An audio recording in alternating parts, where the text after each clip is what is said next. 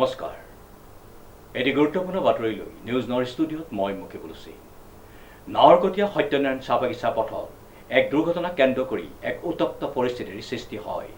News north এক বিশেষ প্ৰতিবেদন। নাহৰকটীয়া সত্যনাৰায়ণ চাহ বাগিচাৰ পথত মঙলবাৰে এক দুৰ্ঘটনাত এজন শ্ৰমিক গুৰুতৰভাৱে আঘাতপ্ৰাপ্ত হোৱাত চাহ বাগিচাখনত এক উত্তপ্ত পৰিস্থিতিৰ সৃষ্টি হয়।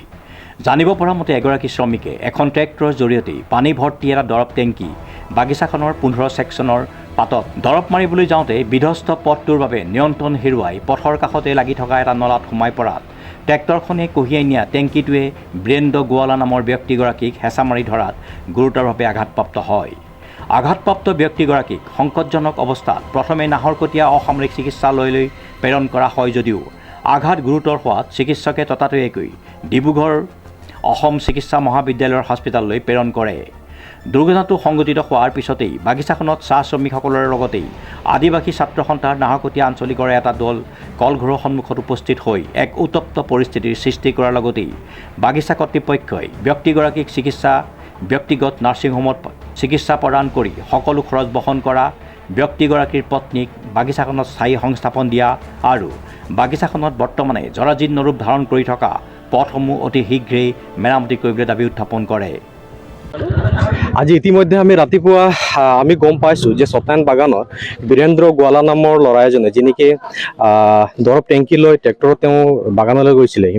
15 নম্বৰ বাগানত এই ঘটনাটো ঘটিছে। ট্ৰেক্টৰ পাল্টি মাৰিছে আৰু তাত ল'ৰাজন গুৰুতৰভাৱে জখম হৈছে আৰু এই ঘটনাটো অতি দুখদায়ক ঘটনা। ল'ৰাটো অতি গুৰুতৰভাৱে জখম হৈছে বুলি ইতিমধ্যে আমি জানিব পাইছোঁ আৰু এই ঘটনাটো বিশেষকৈ বাগানৰ ৰাস্তাৰ কাৰণে হৈছে বুলি আমি গম পাইছোঁ, যিহেতু নেকি বাগানৰ ৰাস্তাৰ অৱস্থা একেবাৰে বেয়া।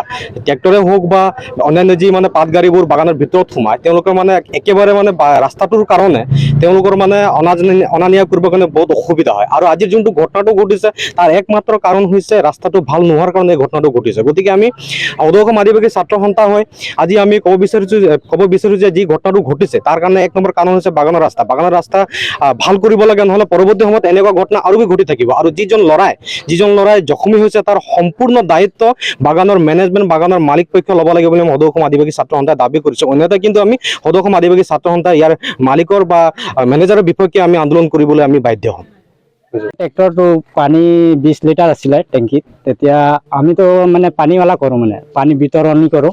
তো আমাৰ মিথুন দা ড্ৰাইভাৰ আছিলে, সি লৈ গ'ল আপোনাৰ 15 নম্বৰ মানে দৰৱ মাৰিব আছিলে তাত।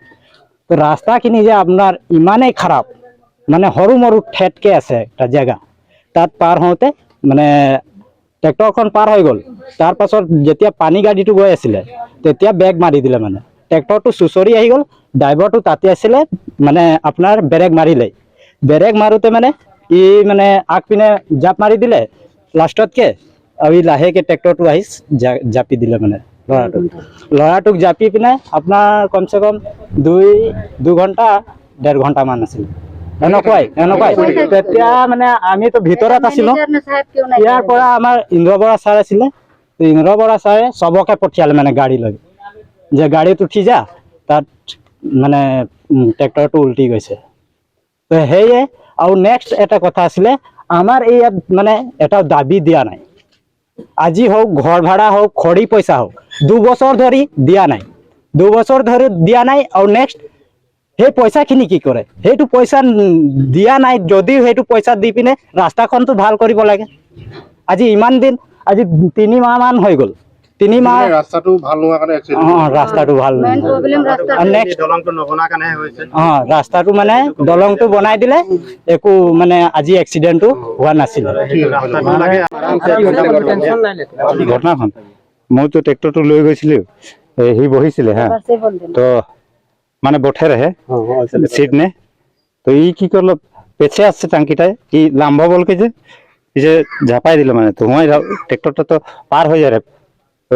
20 ড্রাম 200 লিটার করে পানি আহে, তো হুঁয়া সব এই এক চাকাটা ধসকে গেল, তো পুরা টানে গেলে আনলো মুখো, টাঙ্কিটোৱে সোমাই গ'ল, পাল্টিয়ে মাৰিল।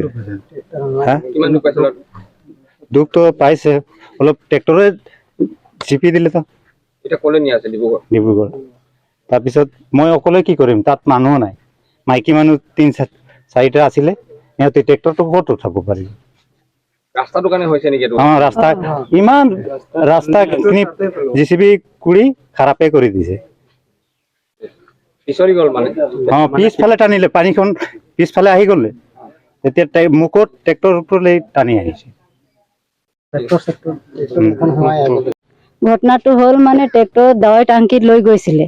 তাৰপাছত আমাৰতো বাগানৰ ৰাস্তা বেয়া, তাত এটা নদী আছে সৰু মৰু, তাত দলঙো নাই একো।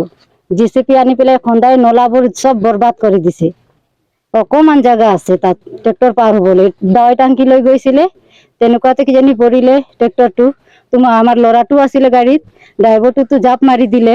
ল'ৰাটো জাপ মাৰিছিলে নে কি কৰিছিলে তো আমি এইটো গম নাপাওঁ। ল'ৰাটো যাই টাংকিৰ মাজত সোমাই গ'ল। টাংকিটোত এনেকুৱা হৈ গ'ল, তাৰ পাছত তাৰ ওপৰত ট্ৰেক্টৰটো আহি পৰি গ'ল। কিমান দুখ পাইছে? দুখ পাইছে মানে তাৰ এতিয়া পুৰা কাহিলে হৈ গৈছে, তাৰ অৱস্থাই নাই। কি হ'ব কি নাই এইটো এতিয়া গম পোৱা নাই। আপোনালোকে কি বিচাৰিছে? আমি কি বিচাৰিম, তাৰ লাইফ টাইমৰ আমাক খৰচা লাগে আৰু ভাল মেডিকেলত লাগে, তাক ভাল মেডিকেলত চিকিৎসা কৰিব লাগে। আৰু তাৰ লাইফ টাইম তাৰ মানুহজনীকো লাগিব ইয়াত হাজিৰা, নহ'লে আমাৰ কোম্পানীটো যেনেকুৱা আছে যে দিম বুলি ক'ব, মুখত ক'ব দিম বুলি, তাৰ পাছত পিছফালে গুচি যাব। আপোনালোকে কি কৰিব? দাবীবিলাক মানি নলয়, তেতিয়া কি সিদ্ধান্ত ল'ব? দাবী মানি নল'লেতো এইটো নহ'ব, মানিবই লাগিব দাবী। ইমান যদি আমাৰ লেবাৰ, ইমান মজদুৰ আমাৰ কাৰণে আজি থিয় হৈছে, ইয়াত আছে মজদুৰ কেইটা, সিহঁতে সাথ দিব আৰু। ডিজিপ বৰা ৰিপৰ্ট, নিউজ নাও 24/7।